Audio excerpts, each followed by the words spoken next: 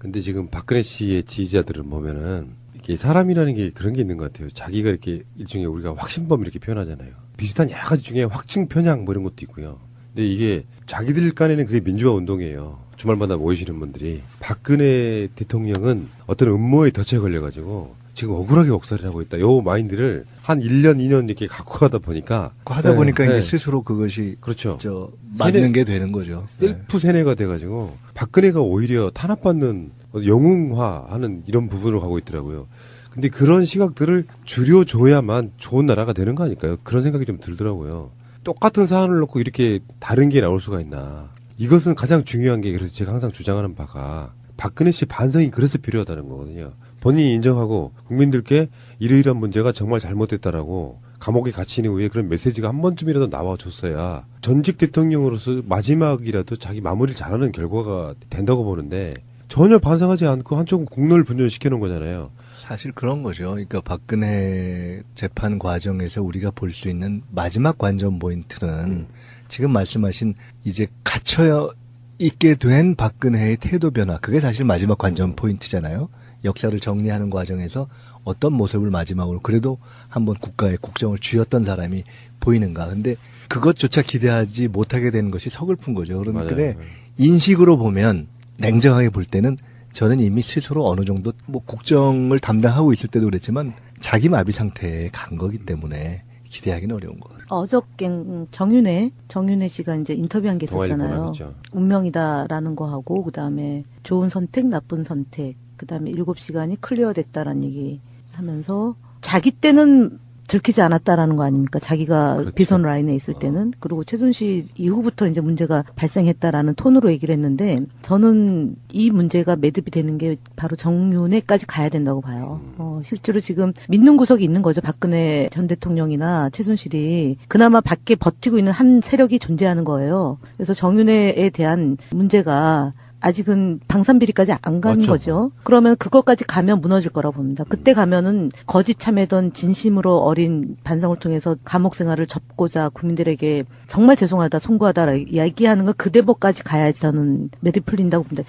실제로요. 저희가 잠시 잊지 말아야 될 것은 저 스스로도 그런데요. 그러니까 문제를 어설프게 이쯤 되면 저 사람들이 좀 불쌍하구나라고 우리는 측은지심을 갖는 세력이잖아요. 근데 진짜 경각심을 갖고 이 문제를 정말 그 친일 이후부터 대한민국의 역사를 바로잡고 정의를 바로 세우고 나라다운 나라로 가겠다고 해야지 된다고 독한 마음을 품고 우리가 근본적인 것들을 도려내겠다라고 한다면 저는 정윤회 문제까지 가야 하지만 반 정도가 정리된다. 그리고 이명박 세력을 제대로 도려내야지 우리 미래 세대 특히 통일로 가는 여정에서 덜 힘들게 그리고 우리 미래 세대에게 진짜 선배로서 또는 부모로서 뭐 이런 피와 땀이 고스란히 이제 좀 안정적인 정말 꽃길만 걷게 할 수 있는 것이 되지 않을까 싶어요. 그거는 동의. 단 그렇게 됐을 때 진정한 뭐 그때쯤 되면 반성하고 참회의 고백이 일어날 것이다라는 기대는 저는 안타깝지만 부동의.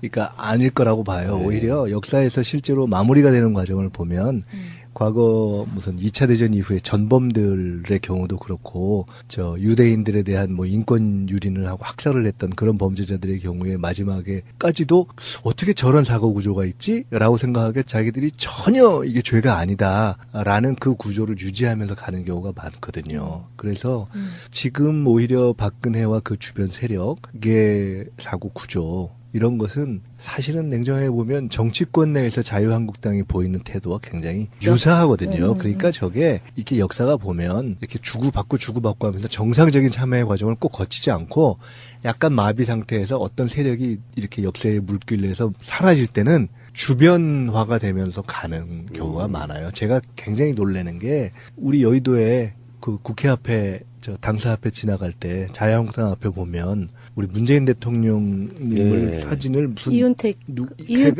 머리 붙여가지고 해놓고 사람도 하나도 없는데 노래 희한한 거 틀어놓고 막 그런 걸 있어요. 그러니까 아까 얘기했던 그 박근혜 지지 부대 뭐 이런 교주에 대한 뭐 충성. 근데 그런 걸 보면 저는 점심 먹으러 왔다 갔다 할 때 보면서 왔다 갔다 할 때마다 정말 매일매일을 수도하는 마음으로 이렇게 그 순간 잠깐 참게 돼. 너무 화가 나. 맞아요. 네, 그런데 민주사회로 가는 과정에서 저런 것도 우리가 참고 그냥 넘어가는 것을 배우는 건가? 라고 한편으로 생각하지만 또 한편으로는 너무나 황당한 그런 사람들이 있어요. 근데 아주 극소수화하는 예. 거죠. 아까 국정농단 여러 이야기 속에 저도 확신을 갖고 있는 것 중에 하나가 예전의 패러다임이 많이 바뀌었다. 아니 굉장히 혁명적으로 바뀌었다. 사실은 그게 박근혜를 끌어내린 원동력이었는데 이재용에 대해서만큼은 똑같은 방식으로 간다면 국민들 입장에서는 심리적인 타겟이 박근혜가 아니라 이재용이 돼버릴 수가 있어요. 그래도 정치 세력은 몰락하니까 저렇게 감옥에 오랜 시간 동안 갇히는데 이재용은 역시 삼성공화국이란 느낌적 느낌을 갖게 되면 삼성한테도 결국 좋은 게 아니거든요. 이재용이 제가 들은 바로는 캐릭터가 좀 모자란 사람이에요. 굉장히 냉철한 이성을 갖고 뭔가를 판단하는 사람이 아니고 단초를 볼 수 있었던 게 2심 끝나고 집행유예가 돼서 풀려났잖아요. 어떻게 그런 상황에서 입속에 미소를 짓냐? 카메라가 다 있는데 나오니까 좋은 거죠. 그걸 못 감추면 저는 그 사람은 관리자 능력이 없다고 봐요. 그 좋은 미소를 감추지를 못하는 정도의 인격밖에 안 되는 인간인 거예요. 그런 건 할 수 있는 게 아니잖아요. 죄가 없다도 아니지 뭐 알고 보면. 그냥 풀려난 거죠. 죄는 계속 묻는 거고. 네, 알겠습니다. 언젠가 들어가겠죠, 뭐. 자, 어쨌든 아까 대변님 말씀하신 것처럼 국정농단에 있어가지고 어떤 언론이 그런 표현을 했더라고요. 10분의 1도 드러난 게 아니다고. 거기 이제 정윤회 같은 사람이 나서서 다 운명이니까 받아들여야지 하고 느낌적으로 덮으려고 하는 느낌 있죠. 그래서 제가 정윤회를 보면서 참 가벼운 집단이구나. 그 사이를 못 참고. 그러니까 박근혜, 최순실이 구속됐으니까 이제 나만 온전한 사람이다라고 얘기했는데 권력 서열 2위 좀만 기다리세요. 그러니까요. 알겠습니다.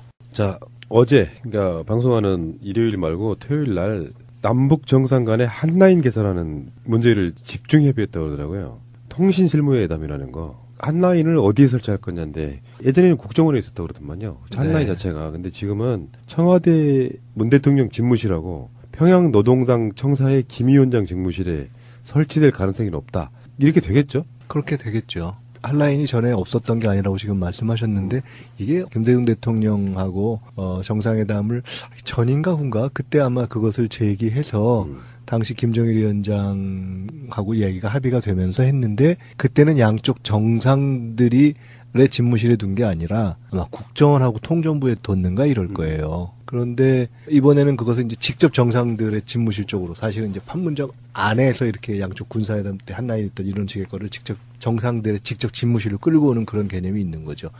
원래 한라인이 옛날에 그 쿠바의 미사일 위기 때 막 그때 그것이 지나고 나서 야 이거 잘못하면 핵전쟁 나겠구나 이래가지고 아마 그때 케네디하고 후르츠초프 사이에 네. 한라인을 만들었을 거예요. 근데 그래서 그것이 나중에 중동전쟁이 날 뻔할 때 그것을 양쪽에서 그렇게 회피하고 이런 수단으로 썼던 거기 때문에 이번 한라인이 이제 진짜 한라인으로서의 어떤 정치적, 상징적, 실질적 의미가 있다고 봐야 되겠죠. 뭐 한라인은 아니지만 저희 때는 그 NSC 벙커에 있었습니다. 그래가지고 그때 NLL 침범에 우리 배가 살짝 넘어갔는데 그거를 이제 구출하는 과정에서 두 쪽에서 라인이 작동했고 우리가 비행기를 띄울 테니까 쏘지 마라. 그래서 구출했던 일이 있는데요. 하여튼 이번 그 한 라인에서 이제 대통령 집무실과 그다음에 노동당 집무실에 그 두 전화기가 설치가 돼서 통화를 한다 그러면 정말 전 세계 이목이 남북 간의 정상에 집중이 될 것이고 상상만 해도 전율이 느껴지지 않습니까?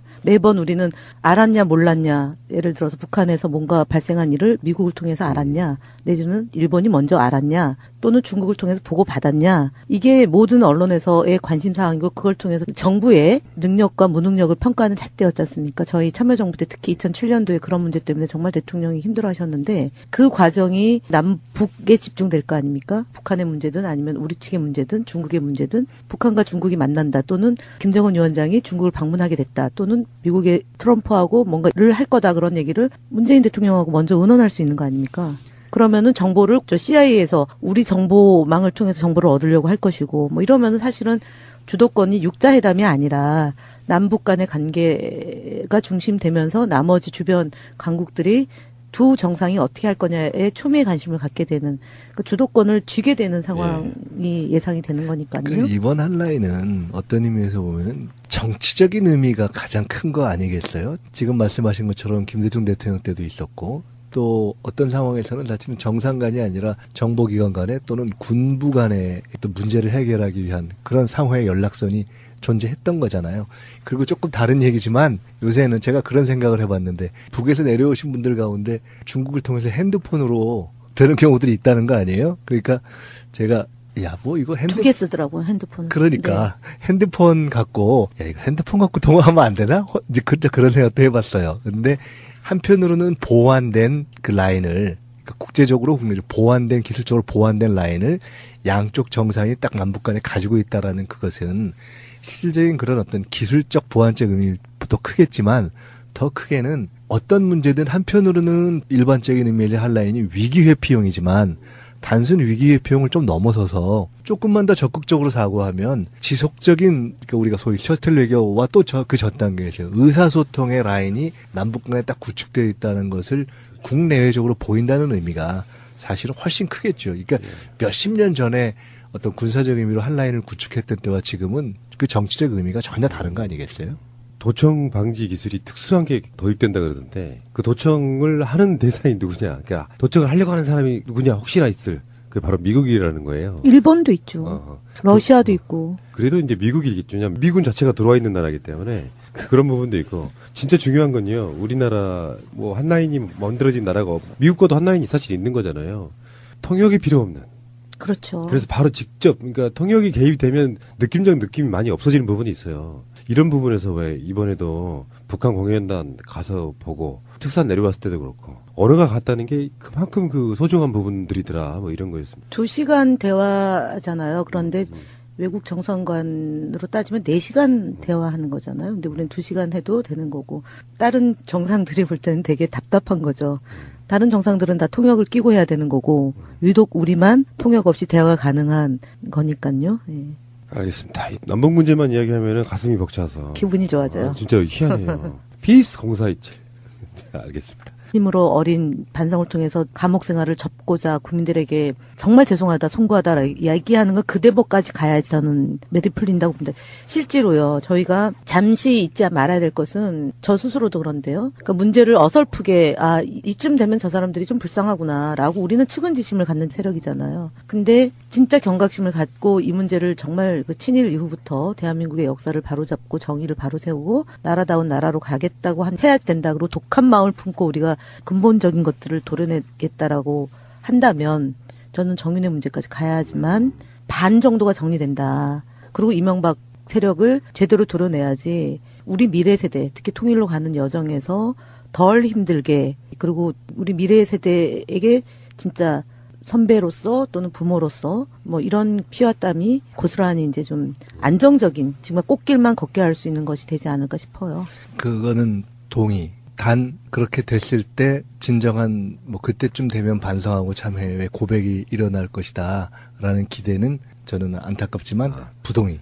그러니까 아닐 거라고 봐요. 네. 오히려 역사에서 실제로 마무리가 되는 과정을 보면 과거 무슨 2차 대전 이후에 전범들의 경우도 그렇고 저 유대인들에 대한 뭐 인권 유린을 하고 학살을 했던 그런 범죄자들의 경우에 마지막에까지도 어떻게 저런 사고 구조가 있지라고 생각하게 자기들이 전혀 이게 죄가 아니다라는 그 구조를 유지하면서 가는 경우가 많거든요. 그래서 지금 오히려 박근혜와 그 주변 세력의 사고 구조 이런 것은 사실은 냉정해 보면 정치권 내에서 자유한국당이 보이는 태도와 굉장히 유사하거든요. 그러니까 저게 이렇게 역사가 보면 이렇게 주고받고 하면서 정상적인 참여의 과정을 꼭 거치지 않고 약간 마비 상태에서 어떤 세력이 이렇게 역사의 물길에서 사라질 때는 주변화가 되면서 가는 경우가 많아요. 제가 굉장히 놀라는 게 우리 여의도에 그 국회 앞에 저 당사 앞에 지나갈 때 자유한국당 앞에 보면 우리 문재인 대통령님을 사진을 무슨 이윤택 머리 붙여가지고 해놓고 사람도 하나도 없는데 노래 희한한 거 틀어놓고 막 그런 걸 있어요. 그러니까 아까 얘기했던 그 박근혜 지지 부대 뭐 이런 교주에 대한 뭐 충성. 근데 그런 걸 보면 저는 점심 먹으러 왔다 갔다 할 때 보면서 왔다 갔다 할 때마다 정말 매일매일을 수도하는 마음으로 이렇게 그 순간 잠깐 참게 돼. 너무 화가 나. 맞아요. 네, 그런데 민주사회로 가는 과정에서 저런 것도 우리가 참고 그냥 넘어가는 것을 배우는 건가? 라고 한편으로는 생각하지만 또 한편으로는 너무나 황당한 그런 사람들이 있어요. 근데 아주 극소수화하는 거죠. 아까 국정농단 여러 이야기 속에 저도 확신을 갖고 있는 것 중에 하나가 예전의 패러다임이 많이 바뀌었다. 아니 굉장히 혁명적으로 바뀌었다. 사실은 그게 박근혜를 끌어내리는 원동력이었는데 이재용에 대해서만큼은 똑같은 방식으로 간다면 국민들 입장에서는 심리적인 타겟이 박근혜가 아니라 이재용이 돼버릴 수가 있어요. 그래도 정치 세력은 몰락하니까 저렇게 감옥에 오랜 시간 동안 갇히는데 이재용은 역시 삼성공화국이란 느낌적 느낌을 갖게 되면 삼성한테도 결국 좋은 게 아니거든요. 이재용이 제가 들은 바로는 캐릭터가 좀 모자란 사람이에요. 굉장히 냉철한 이성을 갖고 뭔가를 판단하는 사람이 아니고 단초를 볼 수 있었던 게 2심 끝나고 집행유예가 돼서 풀려났잖아요. 어떻게 그런 상황? 말씀하신 이제 갇혀 있게 된 박근혜의 태도 변화, 그게 사실 마지막 관전 포인트잖아요. 역사를 정리하는 과정에서 어떤 모습을 마지막으로 그래도 한번 국가의 국정을 쥐었던 사람이 보이는가. 근데 그것조차 기대하지 못하게 되는 것이 서글픈 거죠. 그런데 인식으로 보면 냉정하게 볼 때는 저는 이미 스스로 어느 정도 뭐 국정을 담당하고 있을 때도 그랬지만 자기 마비 상태에 간 거기 때문에 기대하기는 어려운 것 같아요. 어저께 정윤회 씨가 이제 인터뷰한 게 있었잖아요. 운명이다라는 거 하고 그다음에 좋은 선택, 나쁜 선택, 그다음에 7시간이 클리어됐다라는 얘기 하면서 자기 때는 들키지 않았다라는 거 아닙니까? 자기가 그렇죠. 비선 라인에 있을 때는. 그리고 최순실 이후부터 이제 문제가 발생했다라는 톤으로 얘기를 했는데 저는 이 문제가 매듭이 되는 게 바로 정윤회까지 가야 된다고 봐요.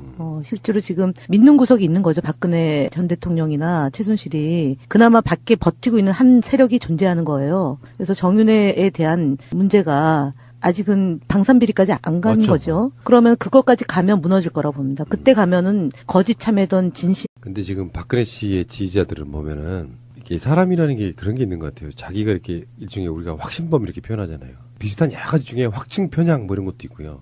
근데 이게 자기들 간에는 그게 민주화 운동이에요. 주말마다 모이시는 분들이 박근혜 대통령은 어떤 음모에 덫에 걸려가지고 지금 억울하게 역사를 하고 있다. 요 마인드를 한 1년, 2년 이렇게 갖고 가다 보니까 하다 보니까 이제 스스로 그것이 그렇죠.